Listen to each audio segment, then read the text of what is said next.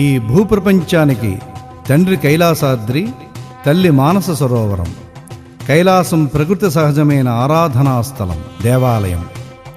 మానస సరోవరం జపధ్యానాదులకు శాశ్వత పీఠం. హిందువులకు అత్యంత ప్రాచీనమైన పవిత్ర తీర్థాలలో ఉత్తమమైనది, ఉన్నతమైనది.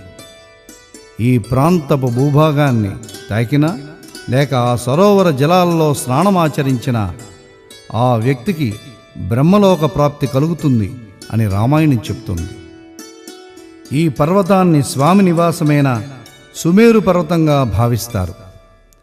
యాత్రలో స్వామి లింగరూప దర్శనం, మానస సరోవరంలో పుణ్యస్నానం మోక్షాన్ని, ముక్తిని ప్రసాదిస్తుంది.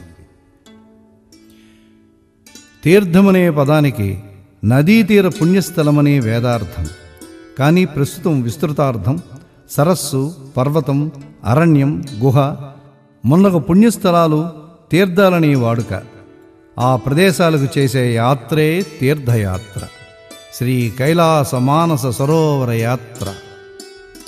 నేపాల్ రాజధాని కాఠ్మండులో పశుపతినాథ దర్శనం ఉత్కృష్టమైనది. కైలాసయాత్రకు ప్రథమ ఘట్టం ఇది. స్వామి పానవట్టంతో ఇంచుమించు 6 అడుగుల ఎత్తు, 4 ముఖాల పైన ఒక ముఖం. భాగమతి నది ఈ ఆలయానికి తూర్పున ఉంది. స్వయంభూనాథ్, బౌద్ధనాథ్ ఇంకా ఎన్నో పవిత్ర బుద్ధుని ఆలయాలు ఈ పరిసర ప్రాంతాలలో కనిపిస్తాయి. మనకామనాదేవి ఆలయం కూడా చూడదగినది. ఈ ఆలయానికి కొద్ది దూరంలో గుహేశ్వరీదేవి మందిరం ప్రసిద్ధమైనది. శక్తిపీఠాలలో ఒకటి. అమ్మవారి జానువులు పడిన ప్రదేశం గుజేశ్వరి అని కూడా పిలుస్తారు. ఈ దేవాలయ ఆవరణలో పురాతన దేవాలయాలు మనకు గోచరిస్తాయి. ఆ త్రోవలో బుడానారాయణ ఆలయం కూడా ఉంది. ఇది మండపం క్రింద శేషశయనం మీద వెల్లకిలా ఆకాశాన్ని చూస్తూ శయనావస్థలో నారాయణమూర్తి విగ్రహం 5 అడుగులు ఉంటుంది. క్రిందన జలాశయం, అందులో ఈ విగ్రహం నీడ కనిపిస్తుంది.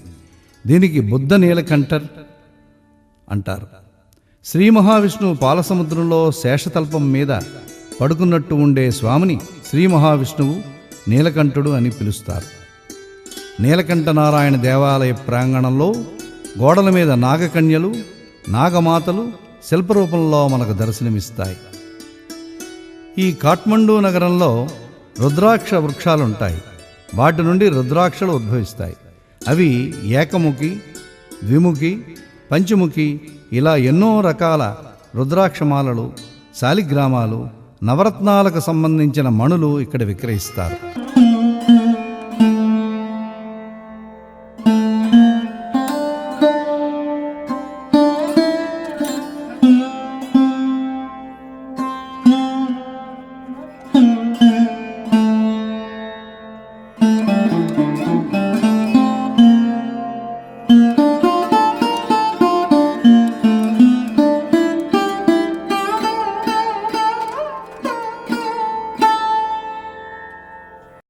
ఆ మరుసటి రోజు కాఠ్మండు నుండి కైలాసయాత్రకు బయలుదేరాం.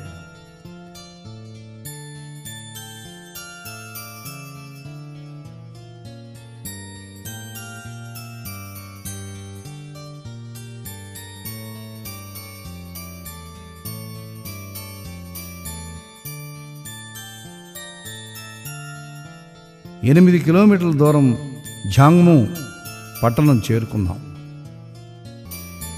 అక్కడ ప్రయాణానికి కావలసిన కస్టమ్, ఇమిగ్రేషన్ పూర్తి చేసుకుని గమ్యస్థానమైన న్యాలం పట్టణానికి ప్రయాణం సాగించాం.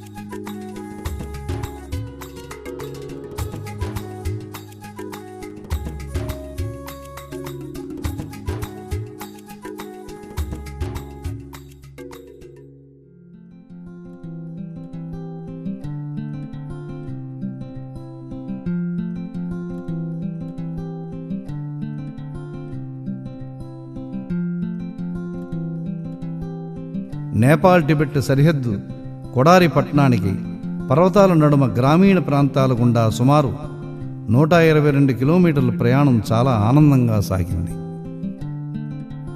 స్నేహవారధి దాటి చైనా భూభాగంలో ప్రవేశించాం.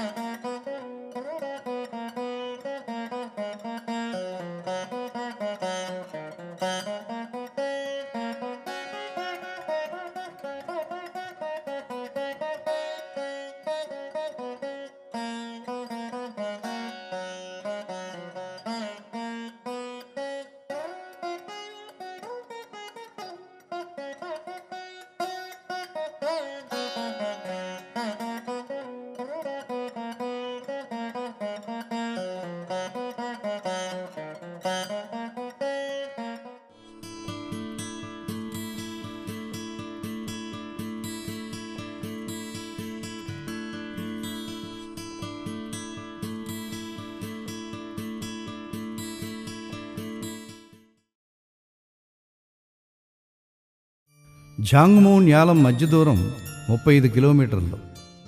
ఇక్కడ సముద్ర మట్టానికి 3800 మీటర్ల ఎత్తు. కొంత ఆక్సిజన్ తక్కువగా అనిపిస్తుంది.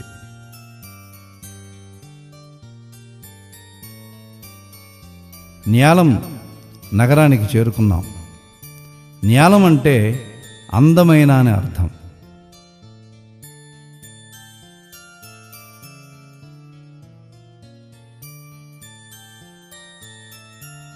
న్యాలంకి 12 కిలోమీటర్ల దూరంలో బుద్ధుడు తపస్సు చేసుకునే స్థలం ఉంది. ఇక్కడ ఆవాలు, పసుపు పంటలు, కొన్ని రకాల కూరగాయలు పండిస్తారు.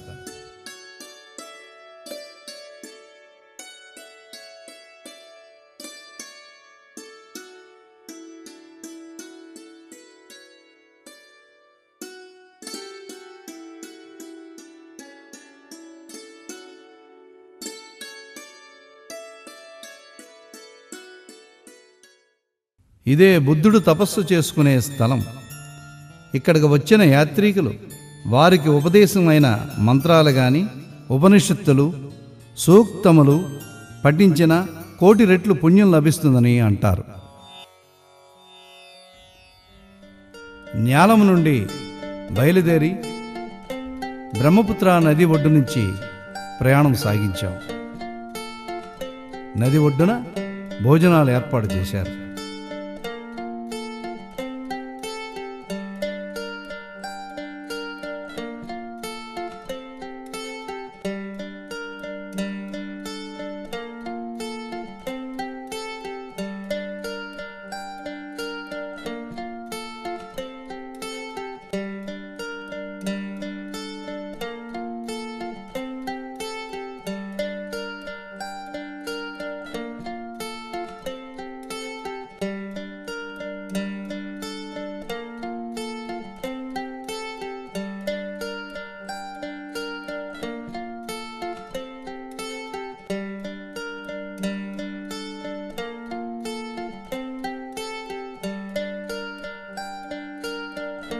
న్యాలం నుండి మానస సరోవరం వెళ్ళే దారిలో వినాయకుని ఆకారంలో ఉండే పర్వతం మనకు కనిపిస్తుంది.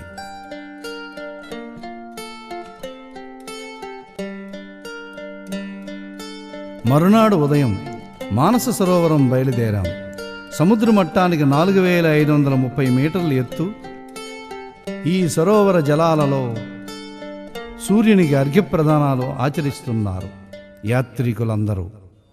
ఉద్యన్నజ్యమిత్రమః ఆరోహన్నుత్తరాన్ దివం రుద్రోగం మమ సూర్య హరిమాణం చనాశయ సుఖేషు మే హరిమాణం రోపణగా సుదత్మసి అధో హరిద్రవేషు మే హరిమాణన్నిదత్మసి ఉదగాదయమాదిత్యో విశ్వేన సహసా సహ దుషంతం మహ్యం రంధ్రయన్మో అహం ద్విషతే రథం. బ్రహ్మదేవుడు మనోసంకల్పంగా ఏర్పడిన కారణం చేత మానస సరోవరంగా మారింది. మానస సరోవర పరిక్రమ తూర్పు తీరం 16 మైళ్ళు, దక్షిణం 10 మైళ్ళు, పశ్చిమం 13 మైళ్ళు, ఉత్తరం 15 మైళ్ళు, పొడవు మొత్తం 64 మైళ్ళు పరిక్రమణ చెయ్యాలి. ఈ సరోవర జలాల్లో అద్భుత శక్తులున్నాయి, ఔషధ గుణాలున్నాయి. మత సంబంధమైన కర్మకాండలలో ఈ నీటిని వాడతారు కర్మిష్ఠులు. ఇది శక్తిపీఠం. కైలాస పర్వతంపై వచ్చిన జలం నుండి మానస సరోవరం, సరయు, సట్లెజ్, సింధు, బ్రహ్మపుత్ర నదులు ఉద్భవించాయి.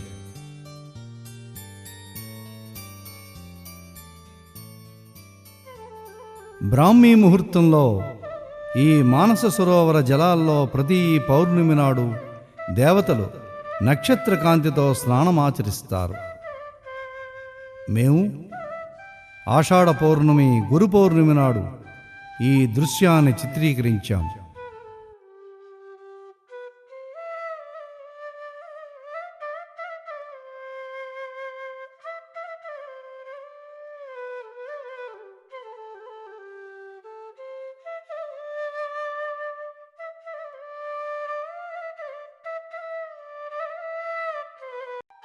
మానస సరోవర తీరంలో ఈ ప్రాంతానికి ప్రయాంగ్ అంటారు.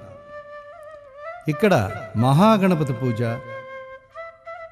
సూర్య నమస్కారాలు, రుద్రాభిషేకం, సౌరహోమం, రుద్రహోమం, శ్రీచక్ర నవావరణ అర్చనలు, పూర్ణాహుతి భక్తిపూర్వకంగా నిర్వహించాము. మరుసటి రోజు టార్చన్ మీదుగా కార్లు క్యూసెజర్ మీద బయలుదేరాము.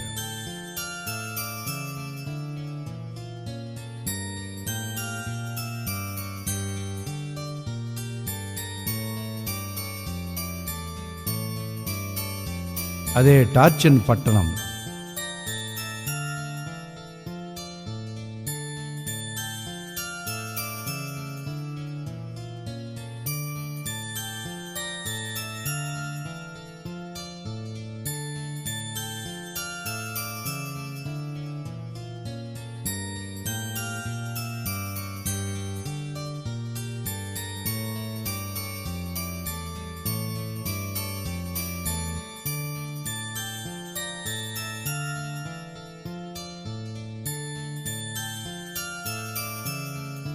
తీర్థపురి కొండలు మనకు గోచరిస్తాయి. అక్కడక్కడ మంచు తిన్నెలు మనకు కనువిందు చేస్తుంటాయి.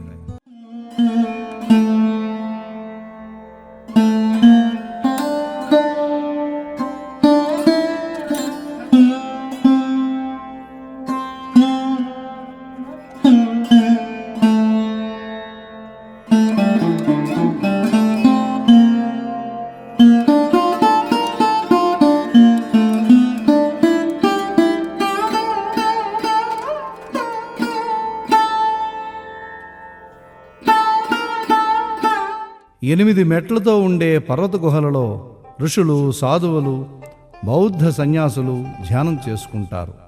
దీనినే అష్టపర్వతం అంటారు. ఇక్కడ నుండి మానస సరోవరం చక్కగా కనబడుతుంది. తీర్థపురి కొండలు కూడా మనకు గోచరిస్తాయి. టిబెట్ వారు ఆరాధించే మానిస్టర్స్ కూడా మనకు కనపడతాయి. ఓం ఇంద్రం వో విశ్వదస్పరిహవామహే జనేభ్యః అస్మాకమస్తు కేవలః. ఈ జంతువులు యాక్ అనబడే పశువు. వీటితో పరిక్రమకు కావలసిన సామాన్లన్నీ రవాణా చేయిస్తుంటారు.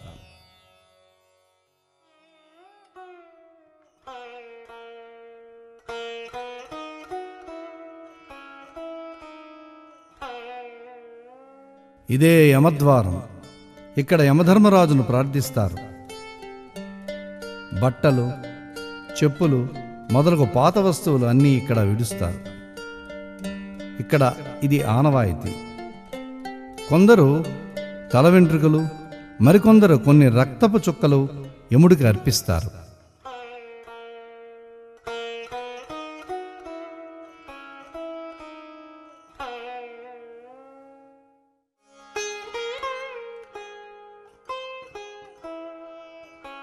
యమధర్మరాజు ప్రీతిగా కర్పూరం వెలిగించి ఆయనకి స్తోత్రపారాయణలు చేస్తుంటారు. మాతో వచ్చిన షెర్ప పరిక్రమకు కావలసిన జాగ్రత్తలు అన్నీ విన్నవించాడు. And they chop into many different pieces, and then this is called the vulture, and the vulture will come to take that piece of the meat and they go. That sort of cremation system called sky burial is still prevailing in Tibet. And this valley called Tar Buche, the valley of God, it is believed that there are so many god and goddess are living in this goddess. టార్చన్ నుండి పరిక్రమకు బయలుదేరాం. టార్చన్ అంటే మహాధ్వజం అని అర్థం. పరిక్రమ లేక కోరా అంటారు.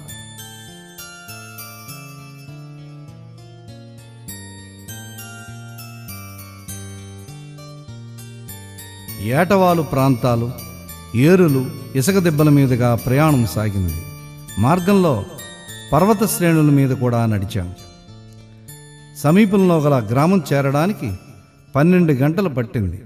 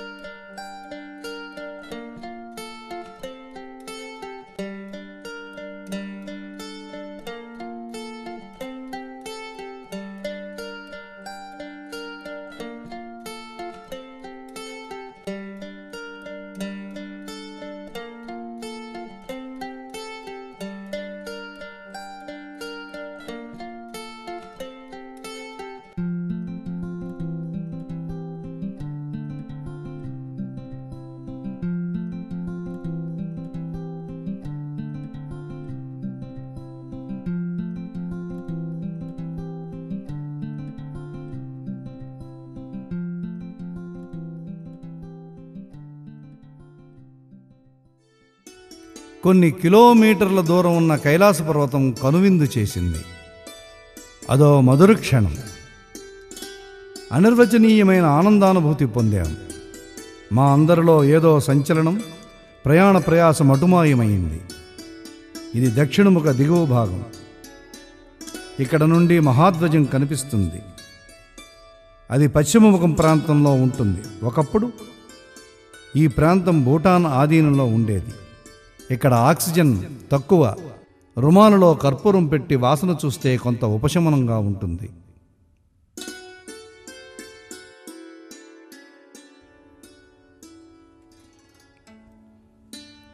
కైలాస పర్వత దర్శనం అత్యద్భుతం.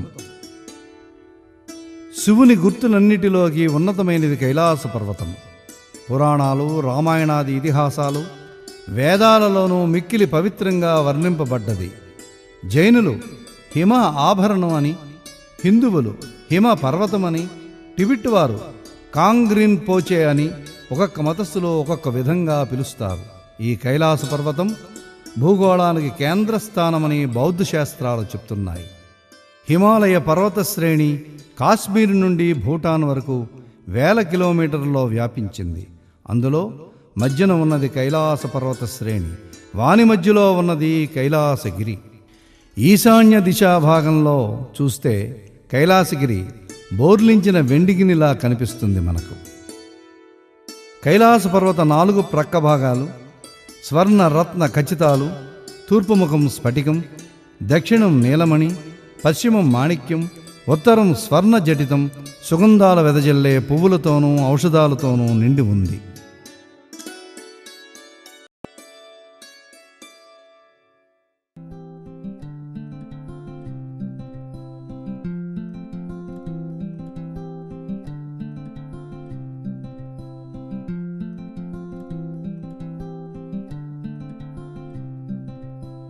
ఈ కైలాసగిరి దగ్గర గజవాహనంపై కైలాసనాథుడు ఉండేటట్లు మనకు కనువిందు చేస్తుంది.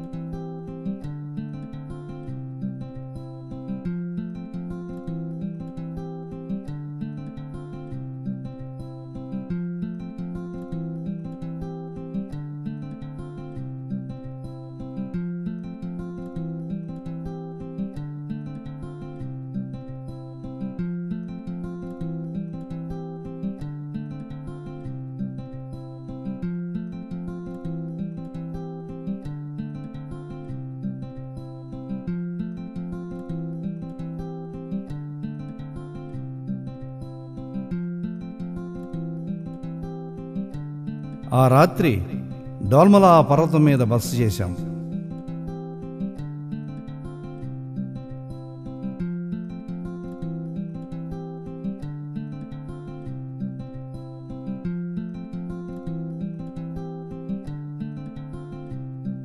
రెండవ రోజు డోల్మలా నుండి జుతుల్పుక్ బయలుదేరాం.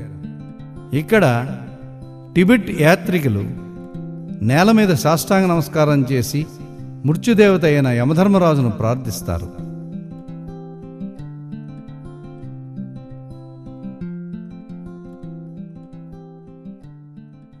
ఈ పర్వతానికి క్షేత్రపాలకుడు ధర్మపాలుడు.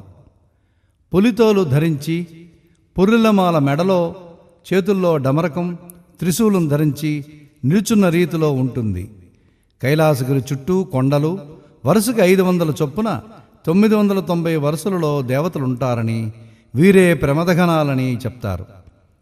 ధర్మపాలుని భార్య వజ్రవారాహి కైలాస శిఖరానికి పక్కనే ఉంటుంది.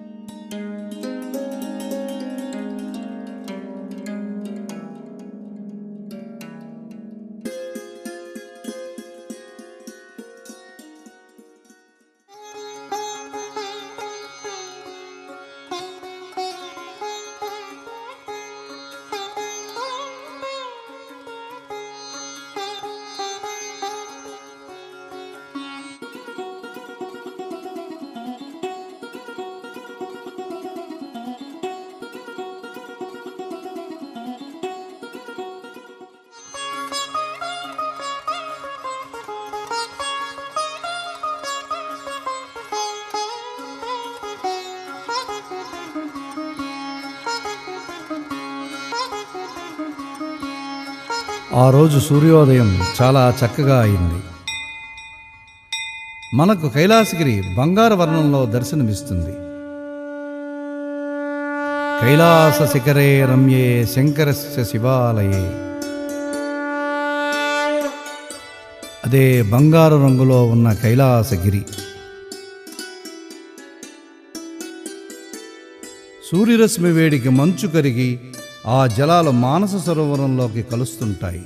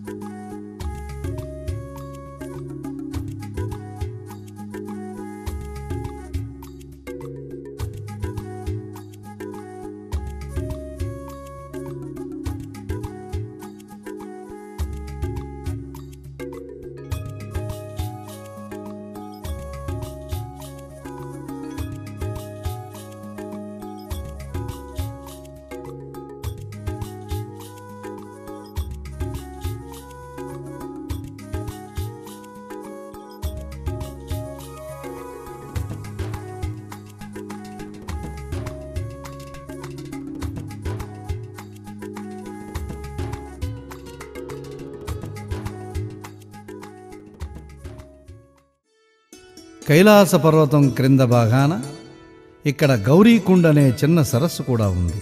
ఇది చాలా పవిత్రమైనది. ఆ సరస్సు జలాలు కుంకుమ పువ్వు సువాసనలతో ఉంటుంది. ఈ జుతుల్పుక్ దగ్గర పూజలందుకుంటున్న బుద్ధుని విగ్రహాలు యాత్రికులకు విశేషంగా ఆకర్షిస్తాయి. ఆ రాత్రి ఇక్కడే బస చేశాం. మూడవ రోజు జుతుల్పుక్ నుండి టార్జన్ దిశగా త్రోవ సాగుతుంది.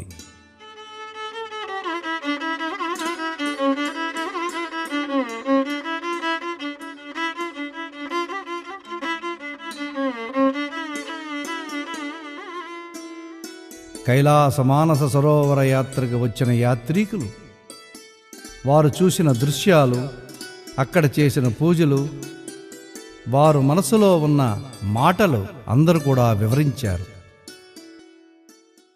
We are from Chennai. Sir. And we have an excellent tour of Mansarovar. Sir. And Om Namah Shivaya. And this is the ultimate of any pilgrimage tour. Sir. Nobody can have Such a beautiful and such a marvelous pilgrimage tour than experience than anything else. And we people are very lucky to have very fine pujas with us. Sir. It is not everybody's luck that they will get people who can perform so much good pujas. All the pujas we have enjoyed a lot, and we are very lucky for that, we feel. Surya Puja, Chakram, Sir. Madam. Rudram was very nice. We learned something. I hope we got something for us and for our kids. Sir. It was very nice. Good experience. You are from Madam?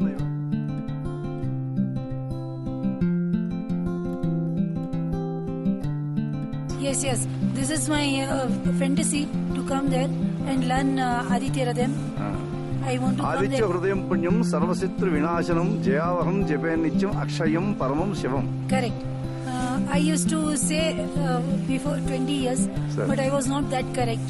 Sir. So somebody said, you first you learn and then sing. So I just, it is my wish to learn that. Thank you. 100 జన్మలకు కూడా యాత్ర చేసే అవకాశం వస్తుందో రాదో, ఈ యాత్ర అనిర్వచనీయమైనది.